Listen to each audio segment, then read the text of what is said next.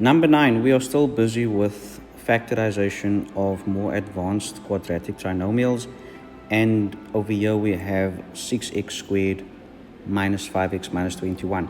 So I'm going to get straight into the method that we looked at in the previous video, and I'm going to write down 6x squared, and I'm going to look at the factor pairs or product options of 6x squared. Now we know it is 1x times 6x. We also know we have 2x times 3x. For 21,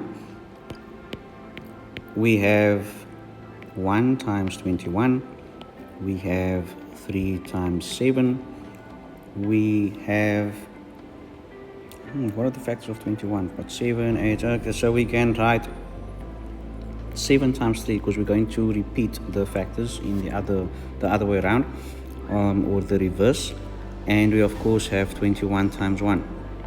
I don't think I've skipped anything. 7, 14, 21.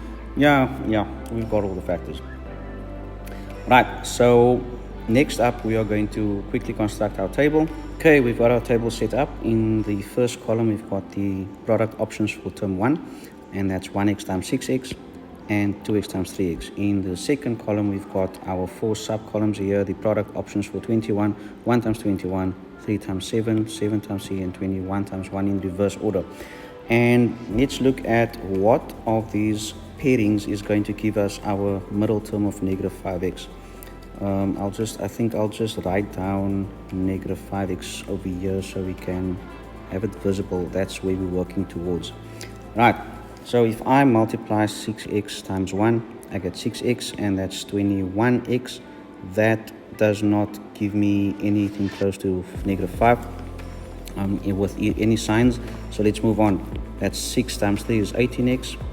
That is 7x. And the difference between those will also not give me 5. So let's move on. 6x times 7. That's 42. Not even going to bother. Not even going to bother either, because 6x times 21 will give me too big of a number. Right, so it seems like 1x and 6x is out. So we're going to go to 2x and 3x. If I multiply 3x times 1, that's 3x. That is 42x, too big. So move on. 3x times 3 is 9x. And that will give me 14x. So 9 and 14, the difference between 9 and 14 is 5. Okay, so it seems that this column and this column might be it. So remember, this is a trial and error method, so it might work, it might not, but let's see.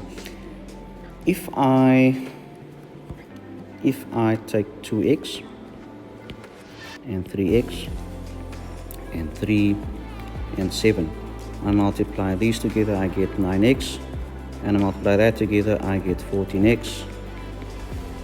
If I add them correctly with the right signs, I can get to negative 5x. And if I look at my original expression, I've got a negative third term, so I know that in my brackets I must have different signs. So it seems we're on the right track here. And to get negative 5x, I need my 14 to be negative and my 9 to be positive, because 9 minus 14 will give me negative 5. Just to be entirely sure, 9 minus 14 gives us negative 5. There we go. Right, so this gives me negative 5x, and that means to read off my factors, I'm going to read it horizontally like that. So that will be 2x plus 3, and that will be 3x minus 7. So writing that out, I can say that 6x squared minus 5x minus 21. So therefore 6x squared minus 5x minus 21 is equal to, and we can just write the brackets here. So we don't have to sort of do any more because we've already done all the work in the middle here. So we are simply going to write out these factors. So that's 2x plus 3 and 3x minus 7. Remember, the minus comes from here, which fits with this pair. The plus comes from here, which fits with that pair. So that's where they go.